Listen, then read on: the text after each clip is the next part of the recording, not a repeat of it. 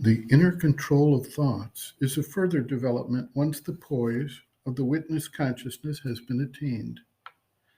As the seeker observes the thoughts, he can also determine their effect in the being and see if they lead to uplifting, widening, and harmonizing results, or whether they shrink the being back down into the ego consciousness with all of its turmoil, disruptions, and limitations.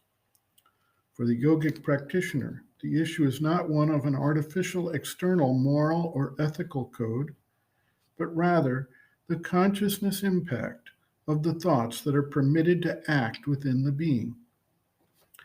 Sri Aurobindo related the way he was introduced to the idea of observing and rejecting the thoughts that tried to enter, and indicated that at the end of 3 days he was able to achieve silence of the mind, which in turn opened up the receptivity to higher states of receptivity and awareness.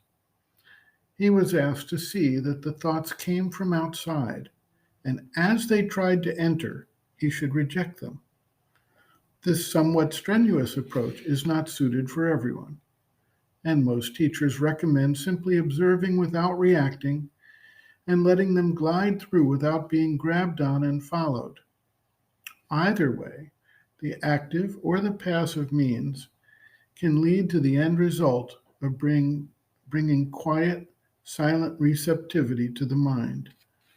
The mother recommends an approach here in her discussion of the Dhammapada verses relating to the achievement of a state of happiness rather than suffering.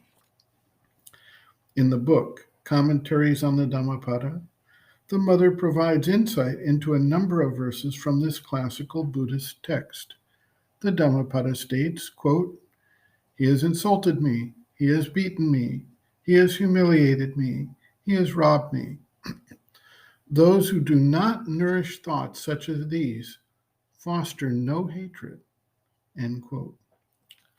The mother observes, quote, "This is the counterpart of what we read the other day, but note that this concerns only thoughts that generate resentment. It is because rancor, along with jealousy, is one of the most widespread causes of human misery. But how to avoid rancor? A large and generous heart is certainly the best means, but that is not within the reach of all. Controlling one's thought may be of more general use. Thought control is the third step of our mental discipline. Once the enlightened judge of our consciousness has distinguished between useful and harmful thoughts, the inner guard will come and allow to pass only approved thoughts, strictly refusing admission to all undesirable elements. With a commanding gesture, the guard will refuse entry to every bad thought and push it back as far as possible. It is this movement of admission and refusal that we call thought control, and this will be the subject of our meditation tonight, end quote.